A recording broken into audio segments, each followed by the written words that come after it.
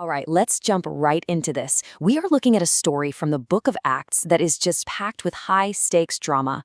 It's all about political power, a tragic loss, and, this one absolutely incredible response from the early church when it looked like all hope was lost. So, to really get this, you gotta picture it. The year is 44 AD. We're in Jerusalem. The Christian movement, it's really starting to take off. But that growth is causing some serious friction. There's a political storm brewing, and it is about to break right over the heads of the believers. And really, the whole thing boils down to three just incredibly stark facts. A king attacks, an apostle dies, and the leader of the entire movement, yeah, he's next on the list. The stakes just could not be any higher.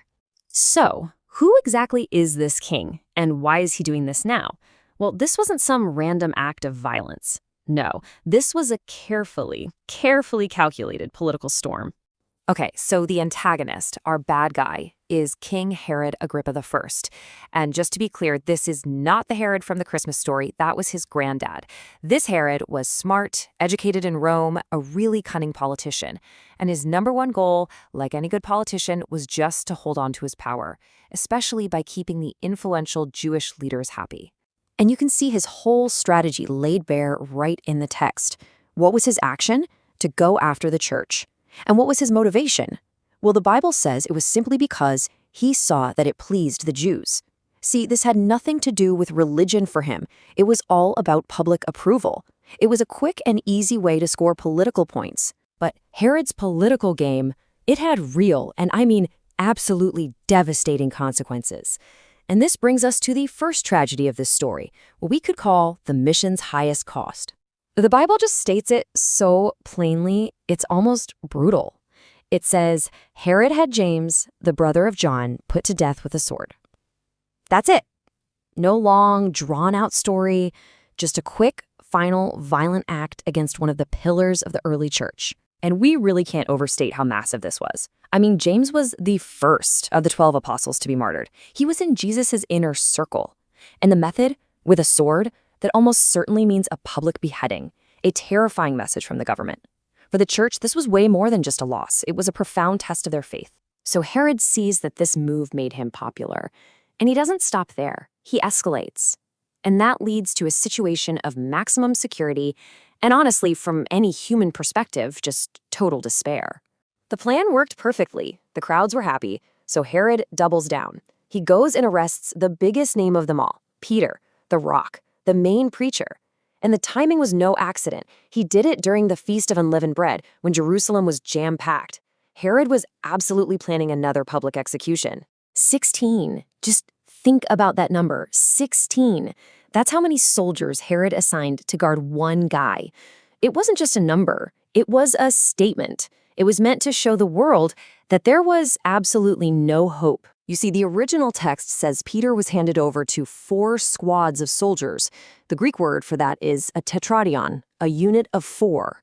So you do the math. 4 squads of 4 soldiers. Yep, that's 16 elite guards. This was not your standard issue jail cell. I mean, just picture this escape-proof setup. Peter was literally chained to a guard on his left and a guard on his right. Then you had 2 more guards standing watch outside the cell door.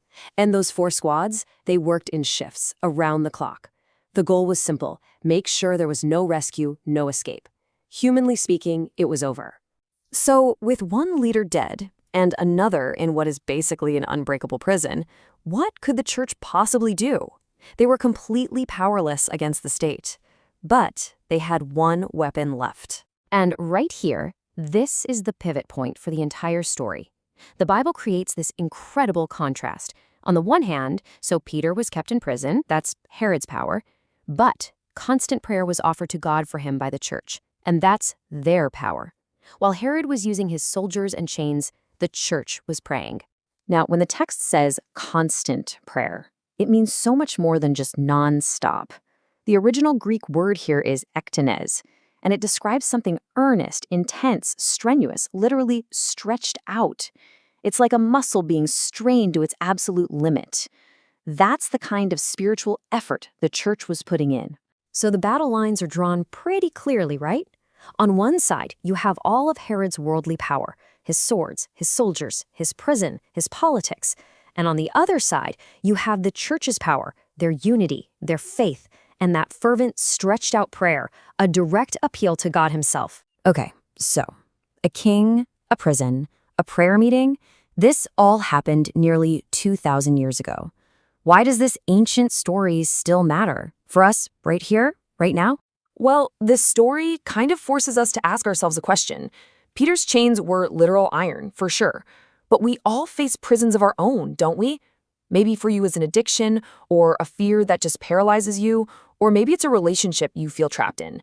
This story speaks directly into those impossible feeling situations. So what do we do with this? What are the takeaways? Well, first, we should probably expect opposition. It just comes with the territory. Second, our first response in a crisis should be that kind of intense, unified prayer. Third, it's a call to support those who are persecuted or imprisoned for their beliefs. And finally, when you get a win, when you're delivered from your prison, share that story. It gives hope to everyone else. And we have to end on this. The story in Acts 12 doesn't stop with Peter in chains.